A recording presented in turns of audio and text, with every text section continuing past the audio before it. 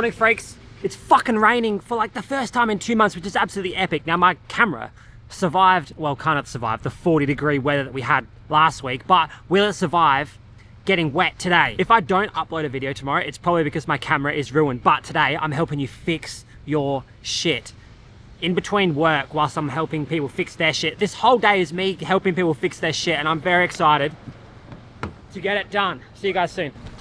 And if you guys have injuries at the moment and you would like me to help you fix it, let me know in the comments below and I'll do it next Friday. This is a Friday thing. This is what I do on Fridays. Now I'm gonna try and wait for the rain to clear a little bit and then we'll get stuck in. We have some dope injuries today. And I'm very keen to break them down. Oh, see you guys soon.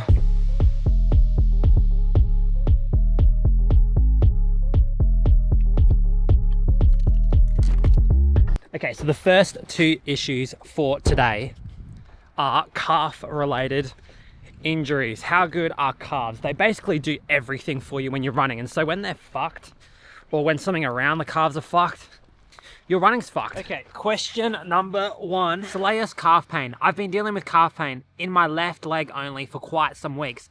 Not exactly sure if it's something like shin splints. Well, shin splints will be right on the shin or within, you know, a centimeter of the shin. So it's going to be along this shin line here or just behind it. That's going to be a little bit different than a soleus pain. Soleus is going to be much further back in kind of this area. So this is the shin. There's the shin splint kind of zone here, and this would be the soleus. So if it's in that muscle belly, probably a muscle strain that you're actually experiencing right now. And the way that you can check is by doing strength test. Is it the same strength as the other side? Length test. Can you stretch it and produce pain? And number three, palpation. If you find the area where it's the most painful and it's inside the muscle belly, that's your 3-step test to determine if it is actually a muscle strain. There you go. Now, if you have determined that it is a muscle strain, you're going to have to rest at some point. I've never, ever been able to run through some sort of muscle strain because they're so painful at the start and they're so annoying, and they just need a bit of time for this tissue to actually start to rebuild. What tends to happen is you get a big inflammatory response initially, and your body like throws all the building materials down at that building site, and then you start training on it, and everything doesn't actually get enough time to start rebuilding. So you end up with lots of scar tissue, which essentially is just building products that haven't been able to be used because you've continued training. Sometimes it only takes a week for you to be able to run again pain-free, which is what we are looking for. So I would advise that you start cross-training, take a week off, maybe focus on some general calf strength just to try and build up if it is a little bit less on the other side. And once you're within 90% of the other side in terms of pain-free strength, and you're able to walk without any issues, and you're not waking up in the morning feeling really sore, I would start to do, you know, 30 seconds on, 30 seconds off, that kind of protocol to start to build yourself back into running. But it's probably not shin splints unless it's literally on the shin. Also, I don't know what the hell these things are. Well, I mean, obviously they're water tanks, but I don't know what they do. But today, they're incredibly fucking loud. So if you can hear that, I'm sorry, but this is the only spot that I can kind of do this video around this neighborhood while I'm waiting for my next client session to start. Okay, this next one is a bit of a longer one, so I'm going to have to sit down and actually read this out. Perineal tendonitis is what they have proposed to be the main issue. So I'm 11 weeks out from a marathon and have been building up my long runs. A couple of weeks ago, I noticed that I had some calf pain after my long run, which didn't feel any better after my recovery run the next day. Interesting. I took 3 days off to be safe, 2 days cross-training and 1 rest day, and was able to return to running pain-free on the 4th day. Nice job. Over the next 9 days, I pushed too hard, doing a 5K time trial and a long run workout. I now know this is too much. I'm not even going to tell you because you already know that, yes, that's too much. During the last half of my long run that week, I had an aching pain on the outside of my right calf when landing. Same calf as 2 weeks earlier. I felt okay immediately after the run, but I knew something was wrong when I had to limp for 1 hour after the run and the rest of the day. God damn it, that's not good. It's been 6 days since the long run and I have 2 to 4 out of 10 pain on that side when I try to jog. I haven't ran since. Good choice. You've learnt your lesson. Do not run through pain. I've been cross-training and doing some lower leg strength exercises, which seems to be helping. Epic. So you've learnt your lesson the first time. You ran through something that you probably shouldn't have, and now you're learning your lesson and you're not repeating it again. That is fantastic news, and you are a beast. So how do we determine if it is calf and if it is perineal? Well, calves do something differently to the perineal muscles. So the perineal muscles move the ankle in this direction, like this. The calves push down like this. So if you do some muscle testing to determine which direction you get the most pain in when you do those muscle tests, you might be able to figure out that it is actually perineal or calf. It sounds more like calf though. But if you imagine, the perineal muscles are kind of only in this area here. So this bottom third of on the outside here, whereas the calves are much more up here and the stellius is deep here. So if it's in this area, then maybe you have some perineal strain. I don't know if it's tendon because the tendon is very close to the ankle for the perineals. And they're also quite deep. It sounds like it's probably going to be a muscle strain. So once again, we can test the strength, the length, and the palpation. Try and find the muscle tissue itself that's really gross, and you'll know, yeah, that's probably likely to be more muscular related. Plus the way that it's calmed down after a week of just cross-training seems to suggest that, yeah, maybe it is just some muscle stuff. Just get your strength back up with the calf raises. That's about it. All right, I'm going to go back to work, and I'm going to see you guys when I get back home for another 2 injuries. See you guys soon.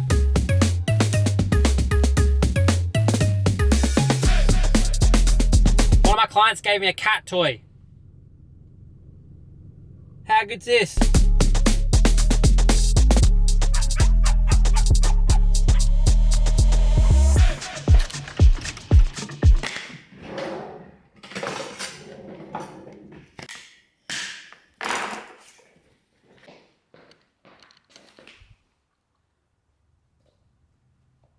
I don't know if she likes it or not. It's kind of hard to say. She doesn't really care. She's kind of just looking at it. Okay, next question. VMO adductor mid inner thigh pain that started 6 months ago. 7 to 8 out of 10.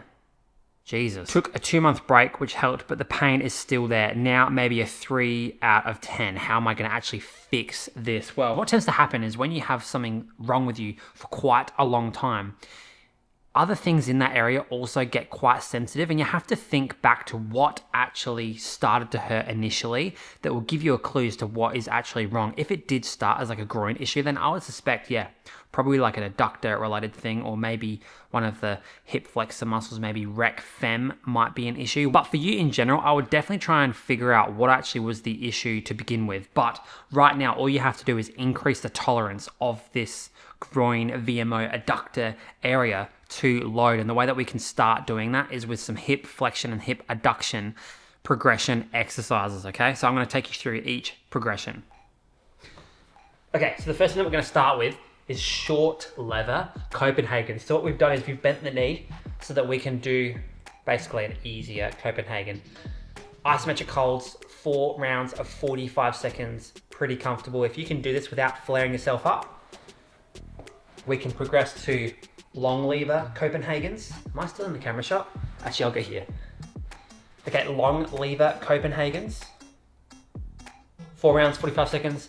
If you can do those without flaring it up, then what we can actually start to do is change the bias of the hip rotation to find that exact issue that you're having. You probably have some tendon related or musculo-tendon unit sensitivity in a particular muscle, and you know the groin has lots of different muscles that are biased in different angles of internal rotation. So what you can do is get yourself into this position again and then rotate until you start to feel like you're really weak or you feel very sensitive, and that's where you should now do your 4 times 45 second isometric hold. So once you can do that, we can start to do full hip flexion to adduction isometric. So we can go starting here, we can go right down into a front plank with that same hip rotation, and then come back. I do these ones all the time. If you have a look on Google or whatever, you'll see that there's a lot of little muscles that are biased in different areas of adduction and hip flexion and internal rotation, so you can get a really good idea of what's actually going on if you do that test and then continue to do those exercises. The aim of the game is to regain your strength. Once you've regained the strength from one side to the other, and you're pretty confident with that, you can start to progress the level of function that you can do. And what's going to happen is that the pain is going to stay the same for a long period of time, but your function is going to continue to improve, okay? And that, to me, is progress, especially if you had an issue for a long period of time. I can tell you from my experience with my hip issue, the pain stays the same for a long period of time, and you keep getting stronger and better, and you keep being able to do more stuff, but the pain stays the same, and then all of a sudden it just shuts off. Your brain perceives this area as not a threat or any kind of thing to protect anymore, and then you're all good. So you just have to be very persistent and slowly build up the resilience and progress back into running and doing some plyometrics and things like that to slowly build this hip up. But I urge you to go back and think about what actually happened at the start, and that might give you a clue as to what tissue your body is trying to protect. Everything else, sensitive. That's it. All right. Pain in the big toe after running. Specific strength exercises. I love this question because it's just straight to the point. No background, just big toe pain when running. Well, I would firstly start by checking the range of motion of your toe, because realistically, your toe should be able to extend right up to close to 45 degrees. And if you can't, that's a big issue. And it should be able to curl all the way down to the point where all of the joints kind of like compact together. If you don't have that, I would work on the flexibility of the toe. So here's how you first get the range back. I want you to try with your toe muscles, lift up with your big toe, and then at the top, just add a little bit of a stretch. I usually find from personal experience that a lot of people have toe pain because they have too much of a rocker in their shoe. So that toe is already extended a little bit in the shoe. And so you're putting your foot down, it's already extended. It can't really go any further. And so you're just jamming this toe joint up. What I would say is maybe try out some different shoes to see if that can modify your pain or reduce it a little bit. Maybe change the drop of the shoes or the geometry of the shoes. Maybe go for something that doesn't have so much of a rocker. That might also be beneficial. But if it is a strength issue and you've checked on both sides, if it is the strength that's the problem, then strength exercises will work. If there's no strength deficit, I would suspect that maybe the way that you run or the shoes that you're wearing or the shoes that you're wearing in daily life, like that all matters, and that will all impact the actual joint itself and the flexibility of those big toe joints. So I have this specific resistance band for my big toe specifically, because I've had big toe issues in the past and all came down to the footwear that I was wearing and the flexibility of my toe. Okay, so I'm going to show you how to use this band. That's the only issue though, I guess. What you could do is probably wrap it around twice or 3 times. So you can push down, pull back up. It's a weird click. If you want to do it the other way, you just attach it to something that doesn't move. If you can get a pretty good hold of the big toe, so you can go up and down.